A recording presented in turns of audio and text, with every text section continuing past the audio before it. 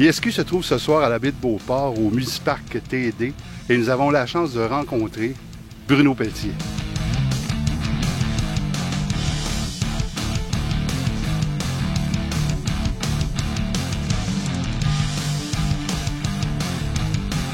Bonjour Bruno. Salut Serge. Comment ça va?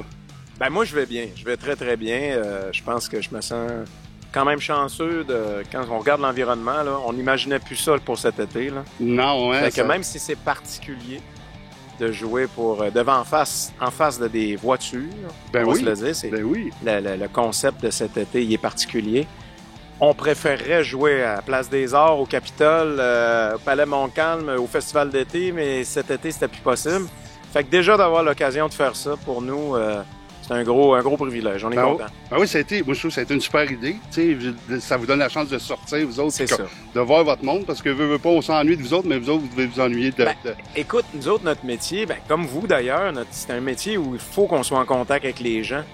Puis on oblige tout le monde à rester en dehors de ce contact-là. Ouais, donc on avait les médias sociaux pour essayer de continuer à aller rejoindre les gens.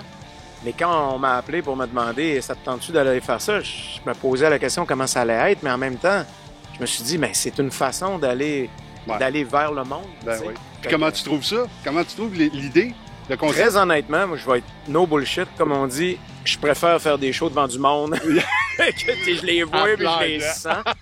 Parce que là, c'est particulier. Les gens sont dans leur voiture, tu finis une chanson, puis là, t'entends les klaxons, les lumières, puis là, ça fait... Puis tout arrête. C'est ça, il n'y a pas de « ouais ». Puis là, tu parles, puis t'entends pas de réaction. Ils réagissent peut-être dans l'auto, sûrement. Donc, c'est sûr qu'on préfère les vraies foules, mais... c'est un moindre mal. Au moins, on fait notre métier, puis entre les boys, on est content d'être sur scène ensemble, puis de donner ça aux gens. Le monde sort de chez eux, puis ils ont une activité. Parce que veut pas, vous autres, les artistes, vous avez été confinés, mais tout le reste, là, les musiciens, les techniciens, le monde se voyait plus. Au moins, là, ils ont la chance des bodés de se voir renouer ensemble. Tu parlais des réseaux sociaux tantôt. Je savais pas que tu étais un drummer. En fait, oui, puis c'est drôle, parce que j'en ai parlé souvent dans mes entrevues, mais le monde oublie, ça fait longtemps qu'on est là, maintenant on fait partie des meubles. Et les gens ont oublié que moi j'ai commencé comme batteur, en fait. À 13-14 ans, j'étais un batteur. Okay. J'ai joué du drum dans une couple de bandes, puis je suis devenu chanteur par hasard. Mais c'est un drôle de hasard parce que finalement j'en ai gagné ma vie. Ben oui. Mais c'est ça, j'étais une espèce de... Ce que les gens savent pas, j'étais un genre de Phil Don Collins. Henley, Phil Collins du Québec. Pas aussi bon qu'eux autres, mais j'ai trippé de retrouver mon premier amour, la batterie. Ouais. Ben ça paraissait parce que j'ai vu quelques vidéos que vous avez faites avec Sylvain, avec Rock Voisine, Jeff Smallwood, que j'étais content de voir aussi parce qu'on le voit pas souvent. J'ai fait wow avec Pat Normand, pour ça c'était super formidable. Puis les gars étaient tous contents de faire ça, puis c'est une idée, c'est pas mal Rock qui a installé ça, qui a instigé ça. Et puis, je reçois un coup de fil à un moment donné de l'agent Rock. Hey, joues-tu encore du drum? Ben oui. Puis, regarde, ça s'est fait bien naturellement, très simplement, chacun chez eux. Aujourd'hui, la technologie permet ça. Hein. Oui, mais honnêtement, si je peux me permettre, vous partiriez en tournée, puis je pense que vous vendriez du ticket solide à la gang de gars. J'ai l'impression que oui, mais tout le monde, on a chacun nos carrières. C'est sûr. Tout le monde tripe sur le concept, mais on sait pas trop ce qu'on s'en va avec ça.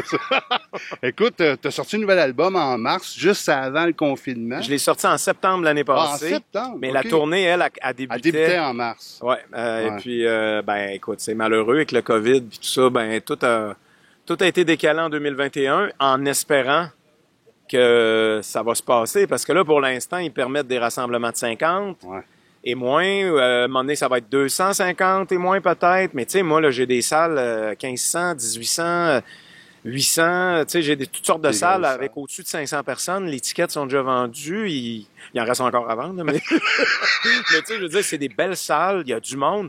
On peut pas commencer à dire la moitié vous venez, l'autre moitié vous venez pas. Ouais, ça marche pas comme ça. Fait qu'on croise les doigts que tout va se rétablir d'ici la fin de l'année, puis que 2021, ça va être une autre année, on repart à zéro. Ouais, j'ai vu, il y a des dates déjà. Oui, les dates sont toutes replacées déjà, là, tranquillement. Là. OK. Écoute, tu vois ça comment, toi, la suite de ce qui nous est arrivé, là, côté musique, côté artiste? Tu sais, on était confinés, il y a plusieurs personnes qui ont remis plein de choses en question, qui se sont réinventées, mais pour toi, Bruno Pelletier, c'est quoi la suite du COVID? J'aimerais ça avoir une réponse. J'en ai pas vraiment. On est tellement devant le néant. C'est-à-dire que en ce moment, tout le monde spécule. Ouais, Puis, tu sais, les réseaux sociaux, c'est fort pour ça. Là. Les gens... C'est une chambre d'écho incroyable. Ça peut... Le meilleur côtoie le pire. Et tout le monde spécule. Je veux dire, on va attendre, là. Il faut attendre, il faut voir. C'est planétaire. Ouais. Je veux dire, je suis qui, moi, pour dire... je pense que la suite des choses... Non. Là, on va attendre de voir comment ça évolue. On va faire appel au civisme des gens aussi, parce que là, je trouve que sur les réseaux, ça commence à être rock'n'roll, grave. Ouais. Je pense aussi que on a besoin de faire confiance aux scientifiques, puis d'avoir tôt ou tard quelque chose un remède, un vaccin, quelque chose qui va nous aider à faire en sorte qu'on retrouve une certaine normalité. Oui. Et puis, je suis comme tout le monde, je suis dans l'attente. Puis moi, je fais partie des artistes qui... moi, ça n'a pas été un moteur pour moi de création. Tu sais, il y en a qui sont tombés en confinement puis ils en ont profité pour écrire. Ouais. Moi, ça s'est pas passé comme ça parce que tout s'est passé en amont, la création de mon album Sous influence, tout. Puis là, j'étais prêt à partir en tournée puis ça a tout tombé. Donc, ça a fait un vide. Puis, vu que je déménageais, j'ai fait des boîtes. Oui, c'est vrai, t'as déménagé. C'est ça qui s'est passé. Hey, écoute, Bruno, ça a été super agréable de te rencontrer. Merci beaucoup d'avoir pris ce temps-là avec plaisir, nous, avec les gens d'ISQ. Puis, on te souhaite le meilleur. Ben, merci les gars. Puis moi aussi, ça me fait plaisir de vous voir parce que ça fait plaisir de voir du monde là, en ce moment. Hein? Hey, merci, Bruno. Ciao, ciao. Puis bon spectacle. Merci. Salut.